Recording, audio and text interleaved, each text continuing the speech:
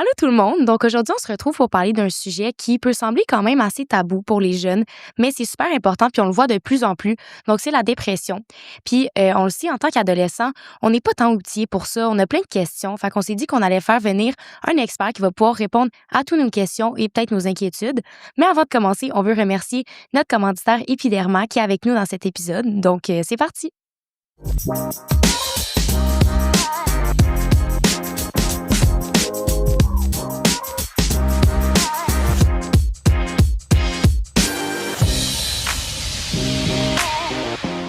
Allô, docteur Anna, rebonjour. Oui, allô? Aujourd'hui, on parle d'un sujet un peu plus délicat, Ouais. mais qui est quand même, que je trouve qui prend plus en plus d'expansion, puis il y a plus de gens qui peuvent être atteints de ça de nos jours, et c'est la dépression. Donc, dans le fond, c'est un mot qui, on s'entend, ça fait quand même peur Ça fait comme peur. mot. Ouais, Mhm. on sait que c'est intense, mais est-ce qu'on peut vraiment vivre une dépression à l'adolescence dans nos âges? En fait, la réponse est oui. Tu sais, même dès l'enfance, ça peut arriver. Bon, évidemment, OK. c'est beaucoup plus rare là, chez l'enfant comme prépubère, mais chez les ados, oui, c'est quand même quelque chose qu'on voit. Puis oui, c'est de plus en plus fréquent. Comment on sait on traverse une période de dépression ou c'est juste une mauvaise passe où on a des hormones dans le tapon, puis on est de mauvaise humeur, puis on est moins motivé qu'avant? Comment on peut savoir que c'est quoi la différence? Ouais, ben c'est une bonne question. Je vais me trouver vraiment gossante avec ça, avec le Mhm. DSM. Non, les critères, en fait, j'ai des critères diagnostiques, là, vraiment pour la dépression. Puis c'est ça, comme une humeur triste. Puis c'est ça qui est traite, en fait, c'est que chez les ados, ça peut être une humeur qui est irritable. Donc, en fait, là, tu sais, tout tape sur les nerfs, être à fleur de peau, etc. Fait que ça, c'est des fois un peu ce que les gens vont manquer chez les adolescents, c'est qu'au lieu d'être tristes, ils sont vraiment juste irritables. Bon, OK. évidemment, la perte de plaisir, tu sais, que les gens ont comme plus envie de rien faire, ils ont plus de plaisir là, à faire leurs activités. Mais c'est aussi chez les ados, ça peut être traite parce que ils vont quand même vouloir sortir avec leurs amis ou tu sais, aller à l'école. Ils vont quand même être relativement fonctionnels, mais c'est vraiment un peu comme la perte de plaisir là, de faire ces choses-là. Bon, on atteint du sommeil, tu sais, soit être plus fatigué ou avoir de la difficulté à dormir, manger plus ou moins. Puis chez les ados aussi, ça va être des fois des symptômes plus atypiques au lieu de l'insomnie puis de manger moins chez les adultes, ben ça va plus être ils vont dormir plus, ils vont se sentir fatigués là, malgré qu'ils ont fait une grosse nuit de sommeil, manger plus. Il y a tout le côté comme culpabilité, tu sais, se sentir pas bien, se sentir coupable un peu comme pour aucune raison. Puis évidemment, les idées suicidaires, tu sais, ça, c'est sûr que c'est comme tout le temps, genre, le gros tabou de la dépression, mais ça fait comme partie des symptômes. Puis des fois, ça va être plus inquiétant quand on est en dépression, mais tu sais, les idées plus passives de ah, ça serait mieux que je sois pas là, pas vouloir être là. C'est ça, il y a quand même des critères, il faut que ce soit présent au moins depuis plus que 2 semaines. Fait que, tu sais, oui, ça se peut d'avoir une journée plus irritable ou de se sentir moins bien. Ou bon, il y a aussi tout ce qui est comme les syndromes prémenstruels chez la fille, etc. Là, comme, tu sais, oui, ça arrive à tout le monde là, d'avoir comme des petites passes, mais tu sais, si Mhm. vraiment une période qu'on a des symptômes c'est quand même plus sévères, là, tu sais, des symptômes plus sévères pour une certaine période de temps, ben là, oui, tu sais, on peut mettre le diagnostic de dépression. OK. Mettons, après 2 semaines, tu te rends compte que tu as la plupart de ces symptômes-là qui ont perduré. Qu'est-ce que tu dois faire? Ben, tu sais, ça revient à, tu sais, des fois, les gens vont le remarquer eux-mêmes, mais tu sais, souvent aussi, c'est l'entourage, tu sais, qui va s'en apercevoir, comme les Mhm. parents qui vont trouver que les ados sont plus down, ils sortent pas de leur chambre. Puis, j'ai pas parlé de la concentration, mais tu sais, ça aussi, bon, un effet sur la concentration. Fait que, tu sais, l'école, c'est plus difficile, les notes sont moins bonnes. Des fois, les amis, tu sais, je sais pas vous, si vous avez déjà eu ça un peu dans votre entourage. Vous avez dit oui tantôt, là, mais tu Ouais. sais, qu'est-ce que vous avez remarqué, dans le fond, chez vos amis? Ouais, moi, parfois, c'est beaucoup des signes, comme que, en fait, je me faisais vraiment écrire par rapport au fait qu'il me disait qu'il se sentait pas bien, des trucs comme ça. Fait que, tu sais, ça, c'est bien dans le sens qu'il en parlait. Tu sais, c'est mieux que comme les garder pour toi. Mais malgré ça, tu sais, ça a quand même fait que, mettons, dans mon passé, j'ai une amie qui m'avait approchée puis qui se sentait pas bien, puis mais osait pas demander de l'aide. Puis, tu sais, c'est là que je savais, mais tu sais, j'étais encore jeune, fait que je savais comme pas trop comment l'aider. Puis, malgré le fait que j'ai promis de comme rien faire, j'ai dû quand même aller chercher de l'aide pour elle. Puis au final, ça s'est bien réglé. Mais je pense que c'est pas facile d'en parler. Mm-hmm. Je pense que c'est bien d'avoir des amis pour pouvoir en parler. Les gens de confiance. Ouais. Comme, C'est ça. Fait que, ben, pour répondre un peu à ta question, c'est ça. C'est oui, il faut en parler, tu sais, que ce soit soi-même si on se sent pas bien, ben oui, tu sais, je vais pas me répéter, mais tout un peu ça, là, d'aller en parler, c'est ça. Oui, les amis, c'est sûr que des fois, moi, j'ai même des patients qu'au contraire, ils trouvent ça lourd, que là, tous leurs amis sont comme depressed, puis comme eux, c'est comme la psychothérapeute, genre de leurs amis, comme des fois, ils trouvent ça lourd. Fait que, oui, je pense que c'est correct d'en parler aux amis, c'est un peu là pour ça, mais soit si on est l'ami qui reçoit ça ou nous-mêmes, il faut quand même aller chercher l'aide plus d'un adulte, là, finalement, soit les parents, ou si on n'est pas à l'aise avec les parents, encore une fois, quelqu'un plus comme à l'école, ou c'est ça, là, je reviens aussi à ça, mais tel jeune ou même l'Association québécoise de la prévention du suicide, là, si vraiment là, on se sent pas bien, etc., comme c'est correct d'en parler à ses amis parce que les amis sont là pour ça, mais soit pour l'ami, des fois, c'est comme lourd à garder ça pour soi et ça peut être dangereux, là, dans le sens que si ton ami te dit qu'il y a des idées suicidaires comme active ou imminente, ben, il faut en parler, là, comme on n'a comme pas le choix. Là, même dans le secret professionnel, pour nous, ça arrête à, s'il y a un danger imminent, ben, on n'a pas le choix là, d'aller en parler à quelqu'un d'autre. Ouais, Puis aussi, même sans être aussi intense, là, juste d'avoir des idées tristes, mais le but aussi, c'est que, ben, comme moi, là, on n'est pas psychothérapeute, là, dans le sens que le but, c'est quand même d'encourager son ami à aller chercher comme de l'aide, là, éventuellement de soit un psychologue ou un travailleur social ou etc., là, comme d'aller chercher quand même de l'aide pour ces symptômes-là. Ouais, parce que ça veut pas dire qu'on est des amis on est là pour les personnes, mais on peut pas nécessairement toujours les aider, là. Ça me fait penser comme surtout l'année passée, moi-même j'ai eu une période c'est un petit peu plus j'étais un peu plus triste, puis il y avait des trucs qui allaient moins bien dans ma vie, puis il y a d'autres personnes aussi qui venaient beaucoup vers moi. Fait que, j'ai beaucoup été là pour les gens, puis à un moment donné, je me rappelle, je l'ai dit, j'étais comme je peux plus être là pour vous. C'est ça. Faut comme que je me concentre sur moi en premier, puis je pense que c'est correct qu'on s'en parle entre nous, mais des fois souvent c'est une personne qui en parle moins puis qui en reçoit plus. Exact, c'est ça. Ça fait un trop plein. Ouais, exact, c'est plus dur là.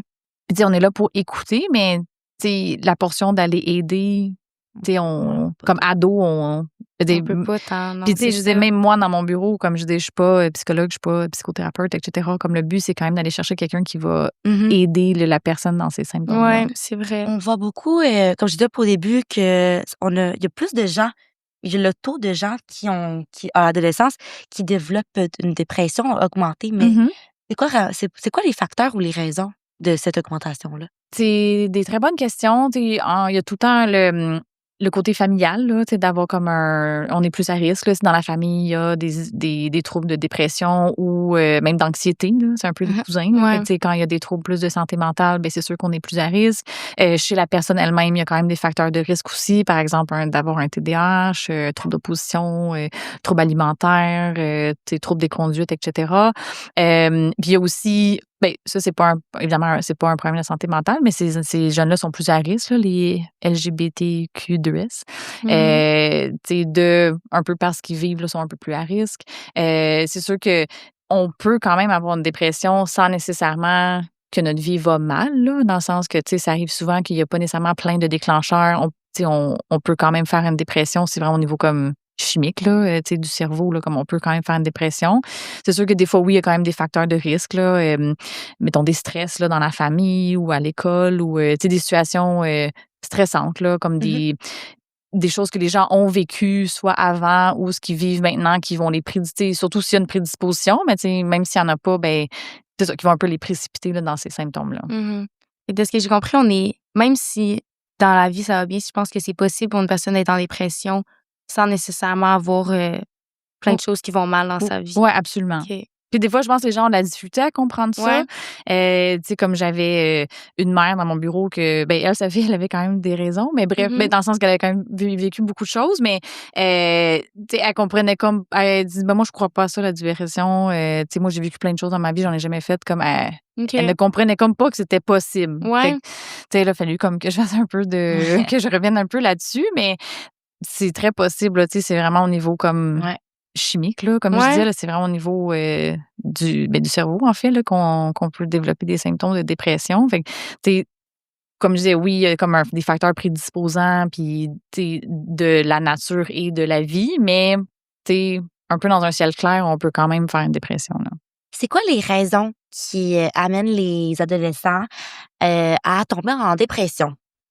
Ben, on a un peu parlé de, c'est ça, toutes les prédispositions génétiques, les stresseurs de la vie. Là, je pense que c'est quand même, en fait, c'est relié, là, mais mettons la surutilisation des écrans, tu sais, un peu le manque d'hygiène de vie, là, tu sais, les gens font peut-être moins d'exercice physique, ils sortent moins dehors, c'est ça, tu sais, la surutilisation des écrans, on le voit beaucoup, là, tu sais, je dis ados que c'est énorme, là, c'est comme 8 heures par jour, là, sur les écrans, c'est sûr que c'est pas bon, là, au niveau chimique, là, genre du cerveau, là. Fait que, tu sais, puis bon, plus ou moins comme, tu sais, l'effet de société, c'est un peu les réseaux sociaux, on se compare, etc. Tu sais, c'est ça, je pense que c'est un peu multifactoriel, mais oui, c'est sûr que c'est ça, c'est en augmentation, là. OK. J'ai l'impression qu'on en parle beaucoup plus qu'avant, puis on dirait Ouais. que avec le fait qu'on en parle, ça fait comme si on banalisait un peu le mot de la dépression.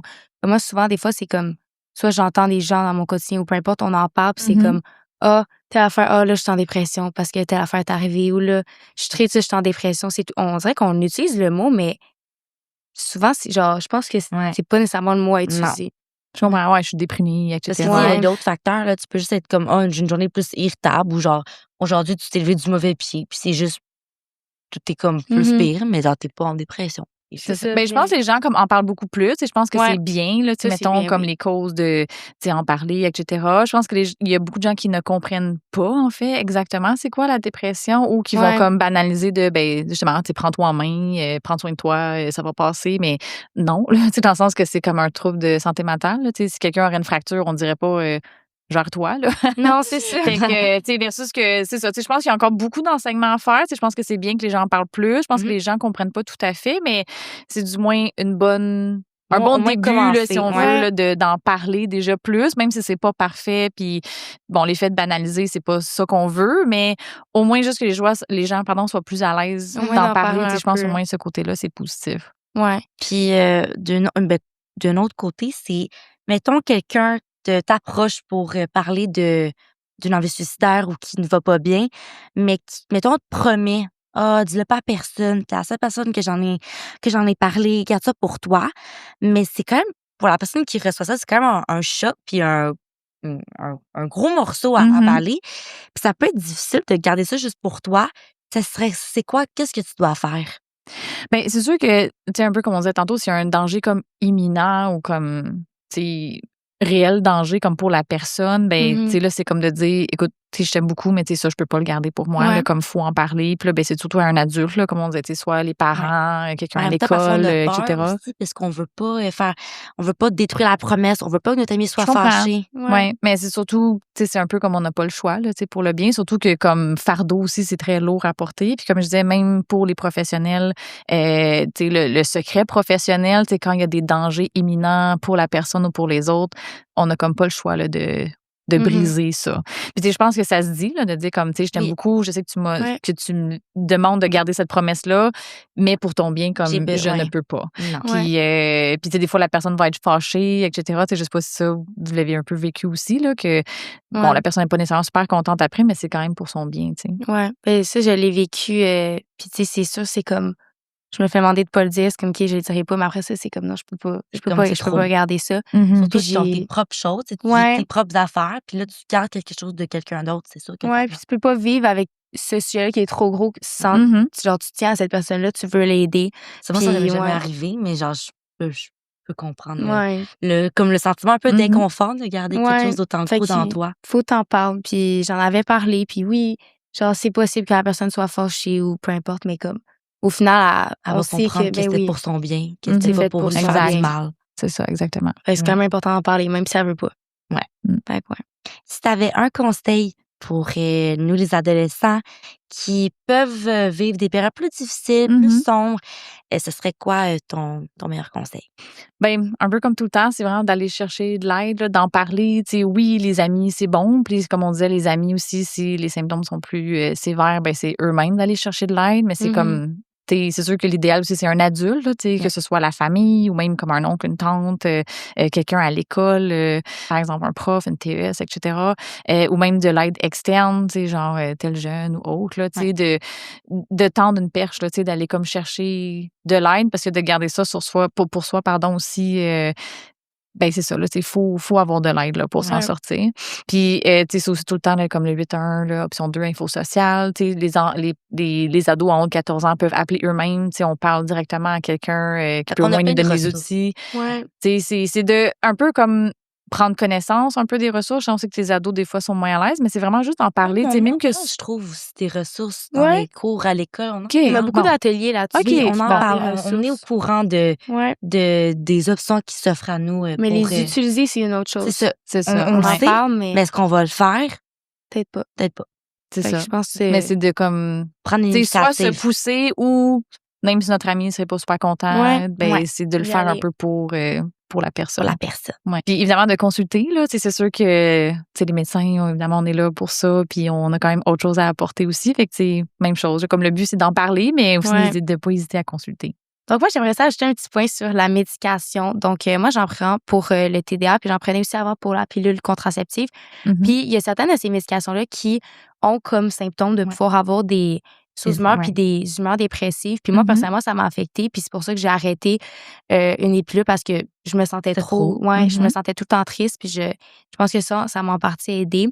Fait comment qu'on sait si c'est comme de la médication ou comment qu'on les différencie? Ben, c'est une bonne question. Il y a quand même des médications qui sont plus connues, mettons, pour faire ça. Exemple, mettons, il y a certains médicaments pour l'acné, c'est plus connu. Les médecins vont comme le dire, ben, devraient comme le dire d'emblée. Mais chaque personne réagit différemment à la médication. Pour la médication pour le TDAH, c'est plus rare, mais ça peut arriver. Je pense que si on sent... ça revient, il faut en parler, là, puis après ça, il faut un peu mettre le doigt dessus de ben c'est un peu depuis que j'ai commencé la médication. Là, c'est d'en parler, bien évidemment, comme le pharmacien ou la pharmacienne, sont là pour ça. Le médecin aussi, là, la personne qui l'a prescrit, comme le but, c'est de faire un suivi par rapport à ça. Parce que oui, il y a comme la médication qui peut comme rentrer en ligne de compte. Puis c'est ça, chaque personne réagit un peu différemment. Fait que je pense que c'est comme un bon questionnement à avoir. Puis encore une fois, c'est juste de comme pas hésiter à en parler des symptômes qu'on ressent. Parce qu'après ça, c'est de chercher, c'est de traiter, mais c'est aussi de chercher comme une cause. Parce que des fois, ça peut être secondaire à la médication. OK. Mais merci beaucoup d'avoir encore une fois été là pour nous parler d'un sujet qui est important d'en parler. Donc, merci, Dr. Anna. Ben oui, ça me fait plaisir. Puis soyez pas gênés d'en parler ou d'aller chercher de l'aide dans des situations où que vous êtes témoin ou vous recevez une information d'un de vos amis qui vous tracasse. N'ayez pas peur d'aller en parler à quelqu'un de confiance et de spécialiste pour vous aider à surmonter tout ça. Donc merci beaucoup.